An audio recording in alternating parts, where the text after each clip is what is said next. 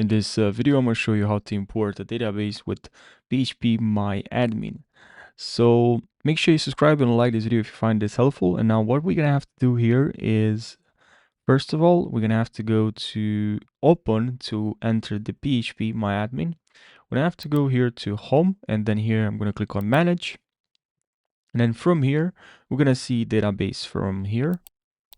So right over here, we have database. I'm going to click on database here. And if I scroll down here in database, we're going to have management and PHP. I'm going to click on Phpmyadmin. And now from here, I'm going to click on enter Phpmyadmin. And now from here we're just going to click on import. And now I'm going to choose the file. So choose the file, CG, SQL or zip format. And now that's pretty much it. Now make sure it's not big. The maximum size for the database that can be uploaded via Phpmyadmin is 256 megabits. And if your database file is bigger, you can easily import it via SSH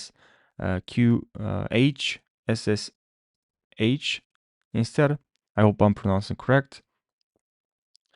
And if you get a command denied to use, if you get this error, this means that your database user doesn't have enough permissions to import the database.